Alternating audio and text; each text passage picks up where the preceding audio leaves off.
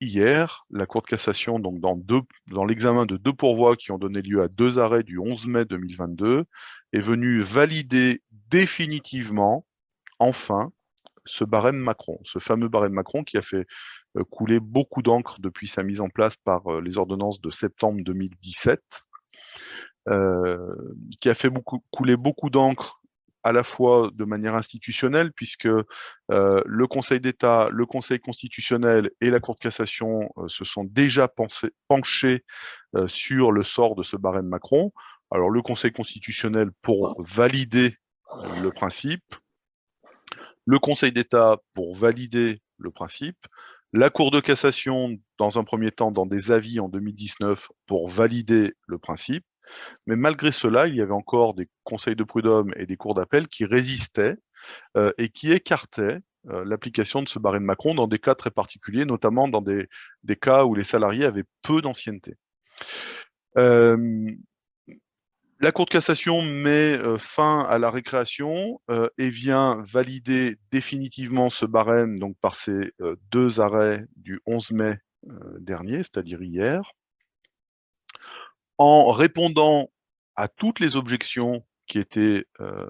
portées par les différents opposants depuis maintenant 4 ans, et en indiquant et en démontrant d'une part que le barème d'indemnisation du salarié licencié sans cause réelle et sérieuse n'est pas contraire à l'article 10 de la Convention numéro 158 de l'Organisation internationale du travail. Ça, c'était un des arguments principaux. Hein. La France est adhérente à l'Organisation internationale du travail et cette fameuse Convention numéro 158 vient apporter quelques restrictions aux États dans l'indemnisation des salariés licenciés et impose également aux États de garantir un examen par le juge de ces situations de rupture du contrat de travail et une juste indemnisation en cas de licenciement sans cause réelle et sérieuse. Donc par un raisonnement qui est assez intéressant, qu'il est assez intéressant de lire, je vous le laisserai le lire par les liens que je vous ai indiqués dans le support, la Cour de cassation vient nous indiquer que le barème d'indemnisation n'est pas contraire à cet article 10 de la Convention de l'Organisation internationale du travail. Deuxième objection que la Cour de cassation vient balayer, elle nous indique que le juge français ne peut écarter, même au cas par cas, l'application du barème au regard de cette convention internationale. Alors, beaucoup de juges de cour d'appel et de conseillers prud'homaux ont écarté le barème Macron en mettant en avant que pour les faibles anciennetés, le barème Macron n'était finalement pas suffisant pour indemniser la totalité du préjudice subi par le salarié du fait de sa perte injustifiée de son emploi. Bah, ça n'a pas trop ému, c'est un argument qui n'a pas trop ému les juges de la Cour de cassation, qui vient nous dire que le juge français devait se conformer aux bornes de ce barème Macron et n'avait pas de marge d'interprétation autre que celle qui lui était laissée dans le cadre de ces bornes-là. Une indemnité minimale, une indemnité maximale fixée en fonction de l'ancienneté du salarié. Et la seule possibilité, la seule latitude du juge français, c'est de donner une indemnité qui se situe entre ces bornes. Elle rappelle ce que dit le Code du travail, par contre, c'est que ce barème ne s'applique pas en cas de nullité du licenciement. Bon, ça c'est le Code du travail qui le dit, hein, donc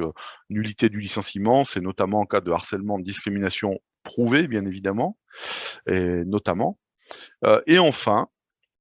autre objection qui est balayée par la Cour de cassation, c'est que la loi française ne peut faire l'objet d'un contrôle de conformité à l'article 24 de la Charte sociale européenne, qui n'est pas d'effet direct. Là aussi, les plaideurs et les opposants au barème Macron indiquaient que ce barème était contraire à l'article 24 de la Charte sociale européenne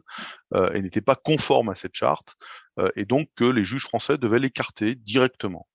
Ce que nous rappelle la jurisprudence et la Cour de cassation, c'est que cette charte sociale européenne n'a pas d'effet direct, c'est-à-dire que les citoyens des différents États membres adhérents à cette charte sociale européenne ne peuvent pas l'invoquer directement devant les juges nationaux. Donc en fait, elle est sans effet sur la loi française. Tout ça pour clôturer presque 5 ans de débat,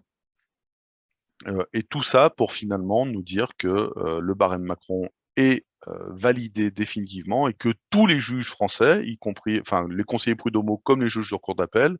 devront l'appliquer. Ça met un terme à ce débat dans les prétoires qui fait perdre beaucoup de temps à tout le monde sur la légitimité ou non de ce barème.